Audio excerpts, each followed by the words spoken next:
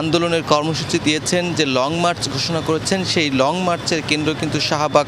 কিন্তু শাহবাগকে কেন্দ্র করে চতুর্পাশেই কিন্তু সেনা সদস্য মোতায়েন করা হয়েছে। বিজিবি, আনসার, পুলিশ সদস্য সহ র্যাব সদস্যরাও কিন্তু সতর্ক অবস্থায় রয়েছেন। এছাড়া বিজয় সরণিতেও সেখানে কিন্তু টহল রয়েছে সেনাবাহিনীর এবং সতর্ক প্রহরী হয়েছেন। কেউ বাজারের উদ্দেশ্যে, কেউ চিকিৎসার উদ্দেশ্যে অথবা অন্য কোনো উদ্দেশ্যে জড়ো হয়েছেন। সাধারণ মানুষের যে চলাচল আমরা খুব বেশি দেখতে পাইনি, এবং স্বাভাবিক যে পুলিশি টহল থাকে সেরকম পরিস্থিতি 2টা থেকে শুরু হওয়ার কথা শাহবাগে, এখনও পর্যন্ত আমরা সমবেত হতে দেখিনি এবং সাধারণ শিক্ষার্থীদের। তবে যেহেতু এখন সকাল, হয়তোবা আর একটু পরে তারা আসার চেষ্টা করবেন। তবে আজকে পরিস্থিতি কঠিন হতে পারে। সেনা সদস্যরা সতর্ক অবস্থান নিয়েছেন। শাহবাগকে ঘিরে যে কয়েকটি সড়ক রয়েছে সেগুলো সবগুলো সড়কে পুরো শহর জুড়ে একটা থমথমে পরিবেশ বিরাজ করছে, কারণ গতকাল ব্যাপক সহিংসতা হয়েছে, প্রাণহানির ঘটনা ঘটছে রাজধানী ঢাকা সহ সারা